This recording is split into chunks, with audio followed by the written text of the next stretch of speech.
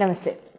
September నెలలో రాశి ఫలాలు ద్వాదశ రాశి వాళ్ళకి కూడా ఏ రకంగా ఉండబోతోందనేది తెలుసుకుందాము. మరి అయితే సెప్టెంబర్ నెలలో మనకి గ్రహాలన్నీ కూడా ఏ రకంగా సంచరిస్తున్నాయి, ఏ రకంగా వాటి యొక్క సంచారం యొక్క ఫలితాలు 12 రాశుల వాళ్ళకి కూడా ఏ క్షేత్రాల్లో అంటే ఏ డొమైన్స్లో ఏ ఫంక్షన్స్లో లైఫ్లో మనకి అతి ముఖ్యమైనవి అయిన career, finances, marriage, love and then health, ఇటువంటి డొమైన్స్లో మీ అందరికీ కూడా ఎటువంటి ఫలితాలు ఉండబోతున్నాయి అనేది ఈ వీడియోలో చక్కగా తెలుసుకుందాం. మొట్టమొదట ఈ నెలలో జరిగే గోచార రీత్యా ట్రాన్సిషన్స్ కనుక చూసుకున్నట్లయితే కుజభగవానుడు సెప్టెంబర్ 13వ తారీఖు ఆయన కన్య నుంచి తులకి వెళ్ళడం జరుగుతోంది. అలాగే శుక్ర భగవానుడు సెప్టెంబర్ 15వ తారీఖు ఆయన సింహానికి వెళ్ళడం జరుగుతోంది కర్కాటక రాశి నుంచి. 30వ తారీఖు ఆగస్టు 30న బుధ భగవానుడు ఆయన సింహరాశిలోకి అంటే కేతుతో పాటు సింహరాశిలోకి వెళ్ళడం జరుగుతోంది. అంటే బుధ శుక్రుల యొక్క కలయిక సింహంలో జరగబోతోంది.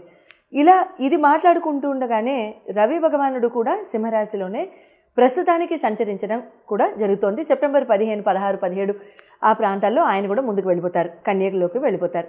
అయితే ముఖ్యమైన గోచారాలు ఇవి. చంద్రభగవానుడు అంటారా ప్రతి 2.5 రోజులకి ఆయన రాశి మారుతూనే ఉంటారు కాబట్టి ఇబ్బంది లేదు. తర్వాత బుధ రవి శుక్రుల కుజ యొక్క కలయికలు మాత్రం మార్పులు చేర్పులు మాత్రం ఉన్నాయి. గురు భగవానుడు శని రాహుకేతువుల యొక్క మార్పులు అయితే ఇప్పుడు ప్రస్తుతానికైతే ఏమీ లేవు. మనం చెప్పుకున్న విధంగానే వాళ్ళు ఆ గ్రహాల్లో ఆ గృహాల్లోనే ఇంకా ఉండడం జరుగుతుంది. నమస్తే. సింహరాశి వారికి సెప్టెంబర్ నెలలో ఏ రకంగా ఉండబోతుందో తెలుసుకుందాము. మరి సెప్టెంబర్ నెలలో గ్రహ సంచార రీత్యా అతి ముఖ్యమైన డొమైన్స్ మన లైఫ్లో like career and business, education, love, romance, marriage, health, immunity, personality ఏ రకంగా ఉండబోతోంది అనేది మనం చక్కగా ఇక్కడ తెలుసుకుందాం. సింహరాశి వారికి మీ రాశ్యాధిపతి వచ్చి రవి భగవానుడు, మీ రాశి అందే సంచారం చేస్తున్న రవి భగవానుడు కేతువుతో కలిసి తర్వాత బుధుడు కూడా కలిసిపోతున్నాడు. త్వరలో శుక్రుడు కూడా కలుస్తారు. ఏ రకంగా ఉండబోతోంది? Gastric problems first point, intestinal aspects, issues, ulcer, ఇటువంటి వాటిల్లో జాగ్రత్త. చర్మ వ్యాధులు ముఖ్యంగా వెన్నుపూస వెనకాతలు అంటే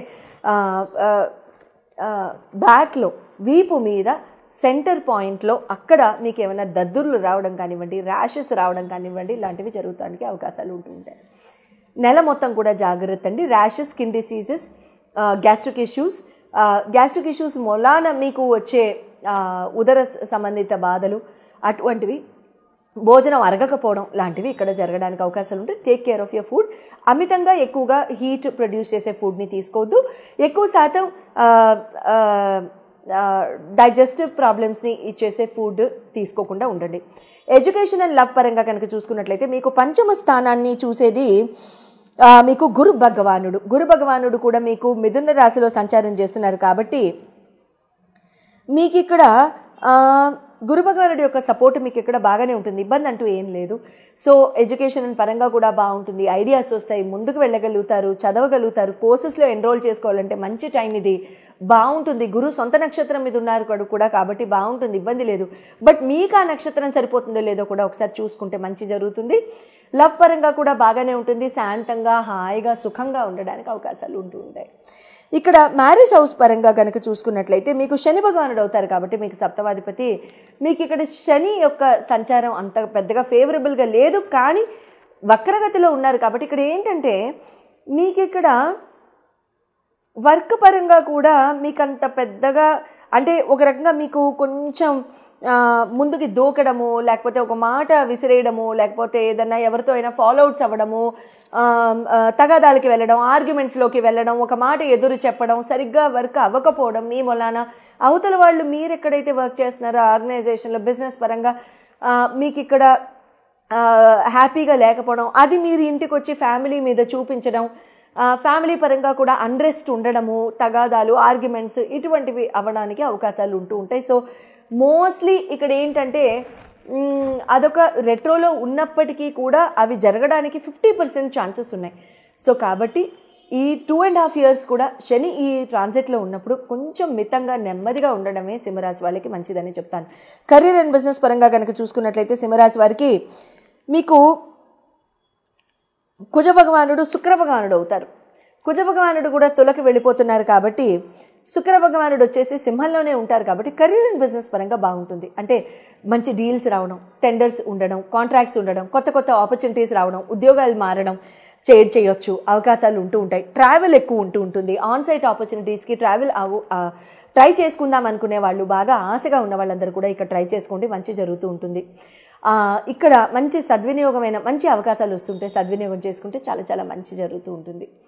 తర్వాత రోడ్ ట్రిప్స్కి ఎక్కువగా వెళ్ళడానికి అవకాశం ఉంటుంది. అంటే ఫ్రెండ్స్తో కానీ కొలీగ్స్తో కానివ్వండి, వాళ్ళతో వెళ్ళినప్పుడు మీ కెరీర్ అండ్ బిజినెస్ ఆపర్చునిటీస్ వెళ్ళడం, అరే ఆ ట్రిప్లో నేను ఆ ఫ్రెండ్తో మాట్లాడాను, నాకు ఈ ఆపర్చునిటీ వచ్చింది, వాళ్ళు రెఫరెన్స్ ఇస్తా అన్నారు, అది నేను చెయ్యొచ్చు. గ్రహచార రీత్యా బాగుంది. కానీ ఇవే గ్రహాలు మీ జన్మజాతకంలో దశల్లో ఉన్నాయా లేదా, అవి ఉంటే అవి ఎప్పుడు ఉన్నాయి, అవి తెలుసుకుని ఆ ప్రకారంగా కనుక మనం అప్లై చేసుకుని ముందుకు వెళ్ళినట్లయితే ఖచ్చితంగా మీకు మంచి ఆపర్చునిటీస్ రావడానికి అవకాశాలు ఉంటూ ఉంటాయి. ఖచ్చితంగా మీరు ఆ టైంలో కనుక మారినట్లయితే మీకు ఫైనాన్షియల్గా గ్రోత్ ఉండడానికి, స్టేబుల్గా ఉండడానికి కూడా సంపూర్ణ అవకాశాలు వస్తూ ఉంటాయి. స్క్రీన్ మీద డిస్ప్లే చేయబడ్డ నంబర్స్కి కాల్ చేసి మీరు ఎంతో చక్కగా అపాయింట్మెంట్ తీసుకుని మీకున్న క్వశ్చన్స్ని చాలా చక్కగా క్లారిఫై చేసుకోవచ్చు. జాగ్రత్త. ఫైనాన్షియల్గా చాలా సంవత్సరాల నుంచి ఇరుక్కుపోయామండి. ఫైనాన్షియల్గా చాలా సంవత్సరాల నుంచి ఇవ్వాల్సిన వాళ్ళు ఇవ్వడం లేదు, డబ్బు చేతికి రావాల్సినది కూడా రావటం లేదు. యాన్సెస్ట్రల్ ప్రాపర్టీస్లో, భూమి ప్రాపర్టీస్లో కానీ, భూమికి సంబంధించిన ఇతరోత్తర ప్రాపర్టీస్లో కానీ తగాదాలు, కుటుంబ సభ్యులతో తగాదాలు, లేకపోతే మాకు రావాల్సింది లేదు, ఒకప్పుడు బాగా బతికాం కానీ తర్వాత ఇంకేదో రకంగా పరిస్థితులు కాస్త మారాయి, కొంచెం నెగిటివ్గా వద్దు, కాస్త మారాయి ఏదో కొంచెం, అలాంటివి అప్పుడు ఇంకా చాలా చక్కగా మీరు బాగా ఫైనాన్షియల్గా ఎదగాలి అనుకున్నప్పుడు మీరు ఏం చేయొచ్చు అని అంటే, ధనియాలు ఉంటాయి కదండి, ధనియాల్ని చక్కగా మీరు ఏదైనా కాస్త తడి మట్టిలో మీరు నాటేసేసేయండి. కొద్ది రోజుల్లోనే మొలకలు వచ్చేస్తాయి. ఆ మొలకల్ని కాస్త పెంచండి, ఆ ఎదగడం చూడండి. ఎన్ని రోజులు చూస్తారు? ఒక వారం రోజులు, ఒక 40 రోజులు అట్లా చూస్తూ ఉండండి. 15 రోజుల నుంచి 30 రోజుల వరకు అయితే తేడా కనపడుతుంది. ఆ 15 రోజుల నుంచి 30 రోజుల వరకు తేడా కనిపించిన తర్వాత ఎట్టి పరిస్థితిలో ఆ ధనియాల యొక్క మొక్కల యొక్క ఆ పాట్స్ ఉంటాయి కదా, ఆ పాట్స్ని తీసుకెళ్ళిపోయి ఆ మొక్కలతో పాటుగా మీరు ఏదైనా ప్రవహించే నీటిలో వేసేసేయండి. ప్రవహించే నీటిలో వేసేసిన తర్వాత దాన్ని మళ్ళీ అదే ప్రాసెస్ని మళ్ళీ రిపీట్ చేసుకోండి.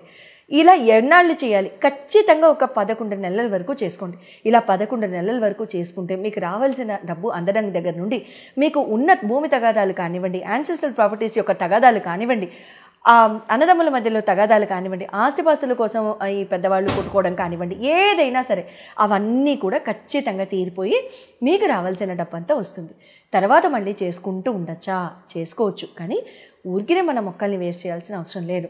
ధనియాల్ని ఎందుకు వాడుతున్నాం? ఫాస్టెస్ట్ గ్రోయింగ్ క్రాప్ కాబట్టి, అది చాలా త్వరగా పెరుగుతుంది కాబట్టి, అది అంత త్వరగా పెరుగుతుంది కాబట్టి అంత త్వరగా మన డబ్బు యొక్క పరిస్థితి కానివ్వండి, మన డబ్బు యొక్క నిల్వ చేసుకునే ఆ గుణం కానివ్వండి, లేకపోతే ఆ శక్తి కానివ్వండి మనకు కూడా పెరగాలని చెప్పి మనం ఇక్కడ ఈ రెమెడీ చేస్తున్నాం. సో ఖచ్చితంగా మినిమం ఒక 11 నెలలు ఏ రోజు మొదలు పెట్టాలని ఏం లేదంటే, అమావాస్య రోజు కూడా మొదలు పెట్టచ్చు, ఇబ్బంది ఏం లేదు. మంగళవారం ఒక్క రోజు మొదలు పెట్టద్దు, ఎందుకంటే మళ్ళీ చేయాల్సి వస్తుంది. మళ్ళీ ఎప్పుడు చేస్తాము? మళ్ళీ పరిస్థితి మారితే చేస్తాం. ఎందుకు కోరుకోవడం? శుభంగా చేసుకోండి. మంగళవారం మంగళప్రదమైన రోజే. కాకపోతే ఏంటంటే తీర్చేసేవి ఏమన్నా ఉంటే మంగళవారం చేయాలి తప్ప పెంచుకునేది ఏమన్నా ఉంటే మాత్రం అలా చేయాల్సిన అవసరం లేదు. శుభం భూయాత్.